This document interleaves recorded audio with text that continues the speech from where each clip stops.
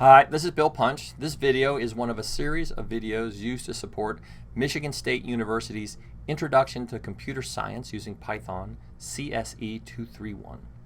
This particular video covers the topic of assignment. Assignment is a way to associate a name of our own choosing with a value and to use that name subsequently in a program to make our programs more readable. Let's get started. So as I said, we need a way to associate names with values because by using names, the code we write is more readable. And readable is very important. Code should be readable. It's so important that people have talked about for some time the importance of creating readable code as opposed to code that just executes. Here's a quote from Donald Knuth, one of the fathers of computer science. Let us change our traditional attitude towards the construction of programs. Instead of imagining that our main task is to instruct a computer what to do, let us concentrate rather on explaining to human beings what we want the computer to do. So when you write a program, it should be readable. Someone else should be able to read your program and understand what it's trying to do. One of the best ways to do that is to create good names. The problem is, how do we associate a name with a value? And the answer is with the assignment statement as signified by the equal sign. Sadly, we have come to expect the equal sign to represent equality, but that is not true in Python. In Python, the equal sign represents assignment, and what assignment means is that we take, as an example, here, the value on the right-hand side of the equal sign and associate it with the name on the left-hand side. When we do that, we now create the association myInt and 12. Whenever then we see myInt in a statement, Python knows to substitute it with the present value 12. So if we execute this piece of code, myInt in the print statement has the value of 12. So the assignment statement associates a value on the right-hand side with the name on the left-hand side. The variables are created when they are assigned. There are no declarations in Python. So it's again important to remember that the equal sign does not signify equality, right? It defines assignment. It's more obvious when we look at the next series of statements that this is not assignment. The first statement says that we assign myInt the value of 12. We associate it with it. Subsequently then, the statement myInt equals myInt plus 8, that can't be equality, it must be assignment. What it means is look up what value is presently associated with myInt, that's 12. Add 8 to it, that's now 20, and associate that value now with the name myInt. Was associated with the value of 12, now it's associated with the value 20, and print out that value. And in fact, that's exactly what we get. myInt started out as 12, was changed to the new value 20, and myInt is now associated with the value of 20. Right?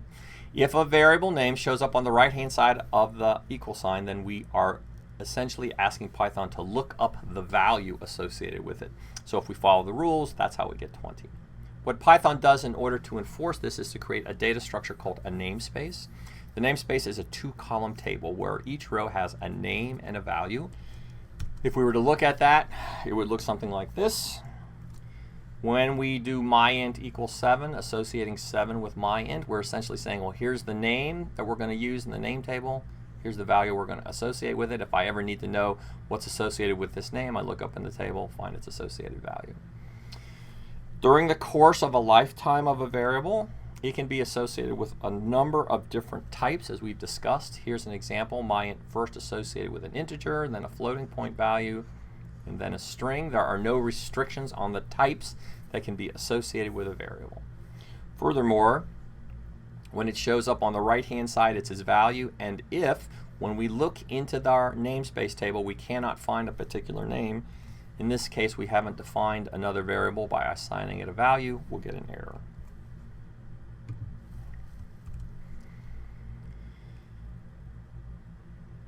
What can go on the right-hand side of an assignment statement? Anything that returns a value. What can go on the left-hand side of an assignment statement? Any legal Python name, and we'll see the rules in a second. Here's a particularly interesting example. The print function has potentially two operations, a side effect, which we've talked about before, which is to print the hello world statement out, and then potentially a return value. But it turns out print has no return value. So when I run this operation, I perform the print operation, print comes out onto the console, and then print returns nothing, and essentially nothing is assigned to the result, my result. We signify nothing with a very special value in Python called none. So when we run this operation, we'll see that the result associated now with my result is the special value none. Python does have naming rules. The rules are, first, the first element in a name must be in alphabetic letters, A through Z or capital A through capital Z. Subsequent elements can be any of those characters, A through Z, capital A through Z, any of the numbers 0 through 9, and then the special underline character. You cannot use something like a dollar sign or a question mark. These are not allowed in character names. Furthermore, Python is sensitive to capitalization. So here's an example of that. Here's a variable called myInt with a lowercase m and myInt with a capital M. Those are two different variables, and if I evaluate this, I see that I get two different variables with two different values. If I try to evaluate an illegal name, we can't start a variable name with a number, we get an error. You also cannot use any of the following words as variable names because Python reserves them. They have a special meaning to Python. We add two more naming rules to the process. One is that Python has a style. This is not enforced by the Python interpreter, but this is the way good Python programmers always program. We use lowercase letters for variable names, and if the variable names have more than one element, we connect with an underline. So we can say Bill's long variable name by connecting with underlines. And that is considered good Python style. The last thing we do is that we add another rule in this course.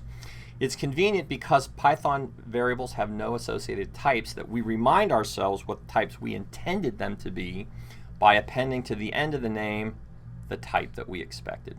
So this is a multiplier and we expected it to be an integer. This is a factor and we expected it to be a float. Again, Python doesn't enforce this, but we find it to be very good style.